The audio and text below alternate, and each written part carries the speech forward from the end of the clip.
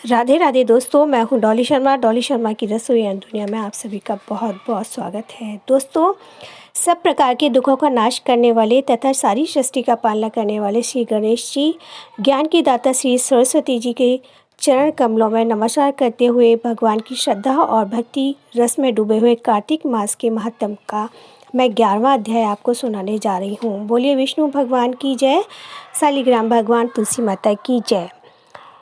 एक समय नारद जी श्री व्यास जी से पूछने लगे कि हे व्यास जी, गृहस्थ आश्रम सब आश्रमों में उत्तम क्यों माना गया है।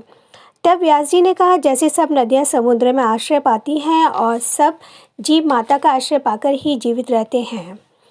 6 प्रकार के भिक्षुक, ब्रह्मचारी, सन्यासी, विद्यार्थी, गुरु पूजक, यात्री तथा जीविका रहित ये सब गृहस्थों का ही आश्रय पाते हैं। फिर व्यास जी बोले, हे नारद, अब तक अति पुण्य देने वाला एक पुरातन इतिहास सुनो।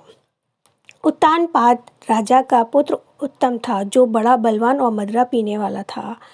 उसने बहुला नाम वाली स्त्री के साथ विवाह किया और राजा रानी दोनों ही अति प्रेम के साथ रहने लगे। एक समय राजा ने वैश्या का नृत्य देखते हुए मदिरा पान किया और रानी को भी मदिरा पान करने के लिए कहा, परंतु रानी ने उसका कहना नहीं माना। इस पर राजा ने क्रोधित होकर अपने अनुचरों को आज्ञा दी कि वह रानी को किसी निर्जन वन में छोड़ आए। तत्पश्चात राजा रानी के वियोग में दुखी तो बहुत हुआ, मगर उसने दूसरा विवाह नहीं किया और राजा की पुत्र के समान पालन करने लगा। एक दिन एक ब्राह्मण राजा के पास आकर कहने लगा कि हे राजन, कोई मेरी स्त्री का अपहरण करके ले गया है। उसके वियोग में मैं अति दुखित हूँ, इसलिए तुम उसे ढूंढ कर लाओ। राजा कहने लगा कि महाराज, मैं नहीं जानता कि आपकी स्त्री कौन है, किधर और कहाँ ले गया है। मैंने तुम्हारी स्त्री को कभी तक नहीं देखा, वह कैसे स्वभाव और कैसे रूप वाली है। तब ब्राह्मण बोला कि वह यद्यपि कठोर वचन बोलने वाली, कुरूप, काले रंग की तथा कर्कश स्वभाव वाली है, परंतु मैं उसकी कोई निंदा नहीं करता, क्योंकि वह मेरी पत्नी अर्थात अर्धांगिनी है। तब राजा कहने लगा कि जब तुम्हारी स्त्री ऐसी कुरूपा और क्रूर स्वभाव वाली है, तो तुम उसे लेकर क्या करोगे। मैं अति सुंदर और कल्याणकारी दूसरी स्त्री लाकर दे सकता हूँ। ब्राह्मण कहने लगा कि राजन, मेरी स्त्री मेरे धर्म और कर्म की अर्धांगिनी है, उसकी रक्षा करना मेरा परम धर्म है। जो अपनी स्त्री की रक्षा नहीं करता, उसका कल्याण नहीं हो सकता। जो मनुष्य ऋतुकाल के पश्चात अपनी स्त्री से भोग नहीं करता, उसके पितर 1 मास तक उसके रुदर में तैरते हैं। ब्राह्मण के ऐसे वचन सुनकर राजा अपने शस्त्र लेकर रथ पर सवार हुआ और चारों ओर घूम फिर उस स्त्री को खोजने लगा। कुछ दूर जाकर उसने एक आश्रम देखा, जहाँ पर एक महान तेजस्वी ऋषि कुशा के आसन पर विराजमान थे।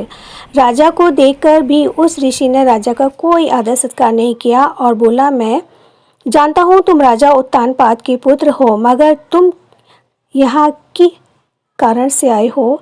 क्या कहने लगा कि मुझे, हे मुने, ब्राह्मण के घर में कोई उसकी स्त्री को हर कर ले गया है। मैं तो आपने अर्ध किया, कुछ भी नहीं किया और ना ही किसी का प्रकार का सत्कार किया, इसका क्या कारण है। ऋषि ने उत्तर दिया, राजन, तुम अर्ध योग्य नहीं हो, इस समय उसके पात्र नहीं हो, क्योंकि तुमने अपनी निरपराध स्त्री को वन में त्याग दिया है।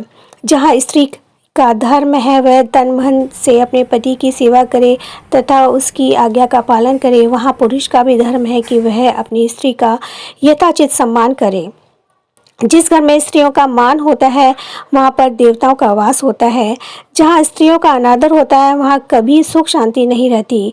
इतना सुन लज्जा युक्त हो पूछने लगा कि भगवान, आप भूत, भविष्य और वर्तमान तीनों काल को जानने वाले हैं, इसलिए कृपा करके बताइए, ब्राह्मण की स्त्री को कौन और कहाँ ले गया है।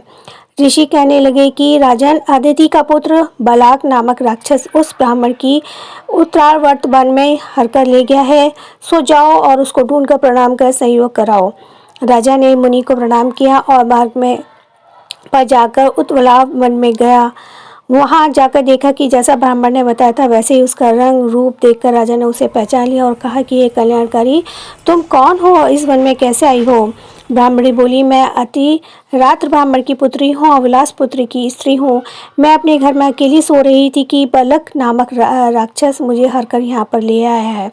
यहाँ लाने के बाद ना तो उसने किसी बात का कष्ट दिया और ना ही मेरा सतीत्व नष्ट किया है। इतना होने पर भी मैं यहाँ अत्यंत दुखी हूँ। मेरा राजा ने कहा कि हे ब्राह्मणी, वह राक्षस कहाँ है? उसको तुम्हारे पति ने ढूंढने के लिए भेजा है। ब्राह्मणी ने कहा कि वह इस वन में अपशकुन स्थान पर गया है। वह तथा राजा ने ब्राह्मणी के बताए हुए स्थान पर जाकर राजा को देखा। राजा को देखकर वह राक्षस उसके पैरों में गिर पड़ा और कहने लगा कि हे राजन, मुझे क्या आ गया है? राजा ने कहा, हे निशाचर, तू इस ब्राह्मणी को क्यों लाया है? राक्षस कहने लगा कि राजन, इस ब्राह्मणी का पति राक्षसों को मारने का मंत्र जानता है।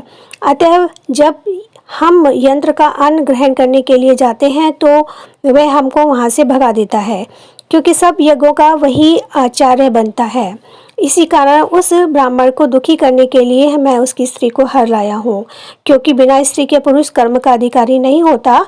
यह सुनकर राजा ने विचार किया कि यह राक्षस भी हमारी ही निंदा कर रहा है। मुनि ने भी हमको अर्धयोगी ने समझा। राजा अपने मन में ऐसा विचार कर ही रहा था कि राक्षस कहने लगा कि राजन, मैं आपकी प्रत्येक आज्ञा का पालन करूंगा। इतना एक हाथ जोड़कर खड़ा हो गया। राजा ने कहा, हे निशाचर, तुम इस ब्राह्मणी को इसके घर छोड़ाओ और जब हम याद करें तब हमारे पास आ जाना। राजा की आज्ञा पाते ही वह राक्षस उस ब्राह्मणी को उसके घर छोड़ने चला गया। तब राजा सोचने लगा कि मैंने अपनी निर्दोष स्त्री को घर से निकाल दिया। अब ऐसा कौन सा पुण्य कर्म करूं जिससे यह पाप दूर हो।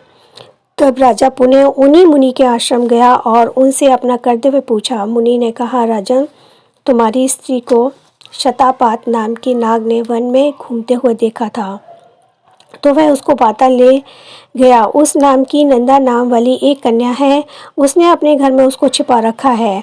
यह सुन राजन वहाँ से अपने घर आया और ब्राह्मण को स्त्री सहित अपने घर में देखकर बहुत प्रसन्न हुआ। तत्पश्चात राजा ने बालक नामक राक्षस को याद किया तो वह तुरंत ही राजा के पास आकर उपस्थित हो गया।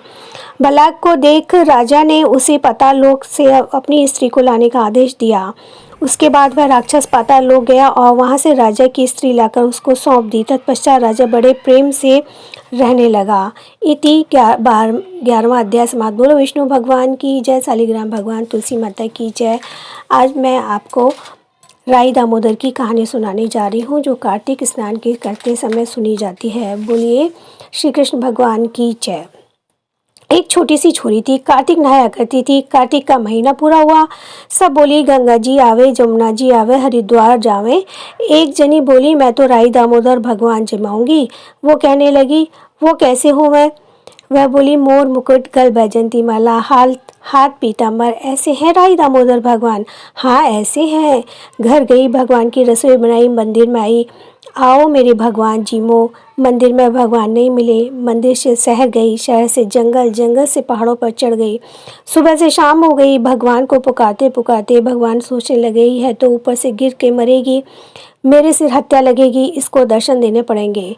भगवान ब्राह्मण का रूप रखकर आए और बोले, चल बेटा, तेरा भगवान मैं ही हूँ, तू मुझे जिमा दो। वह बोली, तुम मेरे भगवान नहीं। ब्राह्मण बोला, तेरे भगवान कैसे हैं? उसने उत्तर दिया, मेरे भगवान तो मोर मुकुट, गल बैजंती माला, हाथ पीताम्बर। ब्राह्मण बोला, हे ऐसे हैं तेरे भगवान? हाँ मेरे भगवान ऐसे हैं। वह बोली। भगवान ने चतुर्भुजी रूप दिखाया। खुश होकर बोली, हाँ हाँ तुम ही हो मेरे भगवान। आगे आगे बावली भागी जाए, पीछे पीछे भगवान आवे। भागी भागी संगी सहेलियों के घर गई और बोली, मेरे भगवान आए हैं, मेरे भगवान आए हैं। सब बोली, हाँ इसके घर में भगवान आए हैं। एक आदि जनी बोली, देखो तो सही इसके भगवान कैसे हैं।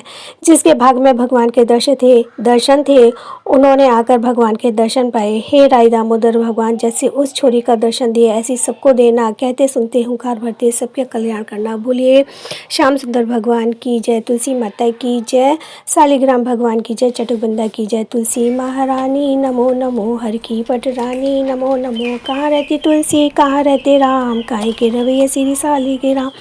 बाग रहती तुलसी बगीचा रहते राम, मंदिर के रवैया श्री शालिग्राम। तुलसी महारानी नमो नमो, हर की पटरानी नमो नमो। क्या खावे तुलसी क्या खावे राम, काहे के खवैया श्री शालिग्राम। लड्डू खावे तुलसी पेड़ा खावे राम, बर्फी के खवैया श्री शालिग्राम। तुलसी महारानी नमो नमो, हर की पटरानी नमो नमो। क्या ओढ़े तुलसी क्या ओढ़े राम, काहे के उड़ैया श्री शालिग्राम। रेशम ओढ़े तुलसी मखमल ओढ़े राम, काली कमली के उड़ैया श्री शालिग्राम। तुलसी महारानी नमो नमो, हर की पटरानी नमो नमो। बोल तुलसी माता की जय, चटक बिंदा की जय। 5 नाव 5 भी कम नाव तो मैं नाती 30 दिन खाट छोड़ मैं पड़ी धरती माता तेरी शरण, गऊ माता तेरी शरण।